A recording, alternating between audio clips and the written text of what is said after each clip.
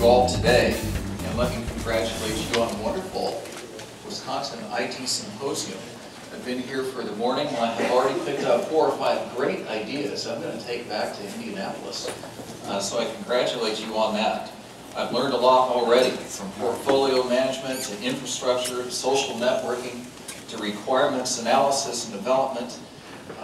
You know, it reminds me how great the IT profession is and how blessed we are to be a member of that profession. You know, I look at the engagement that I see in our businesses. I look at the concern for the businesses we have.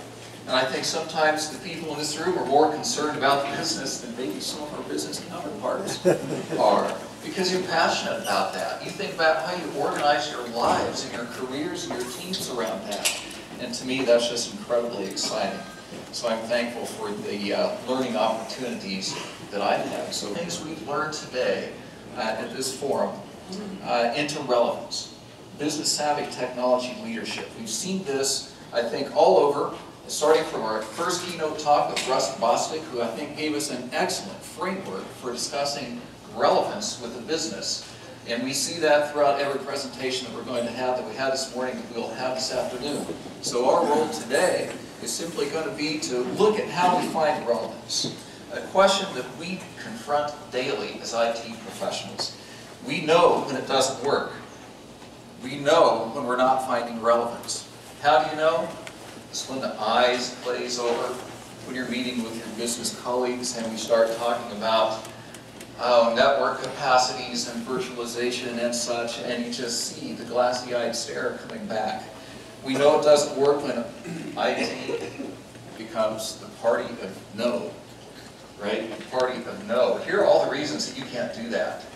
We know that relevance doesn't work when you skip over IT when you can. I've got great capabilities, I've got great business colleagues, but you know those IT guys, I know that we're going to run into a problem. I'll just skip them. We see that relevance doesn't work when we wonder how our technology investments are doing and how those decisions even get made when IT becomes a cost center, not a partner in the business. So we have a lot of interest in making sure that we are relevant as IT professionals. So this afternoon, I think that we have a natural foundation for talking about how we can be relevant as IT professionals. Those come to us by nature. You might think you're a financial services company. You might think you're a manufacturing company. But at some level, you are an information company because your ability to be successful in your marketplace is directly tied to how you can manage information, add value to it, turn that into knowledge and wisdom, and that will make you successful in the marketplace. First, governance. This is a topic near and dear to all of your hearts, I know, because you talk about it, and because we talk and we implement structures and processes to help us with governance. This is my view of governance. What decisions are made and who gets to make them. The Center for Information Systems Research at MIT, some of you are familiar with them, they do great work. Their definition is this: specifying the decision rights and accountability framework to encourage desirable behavior in using IT. My definition is a little bit simpler. See all these things here, these nice desserts?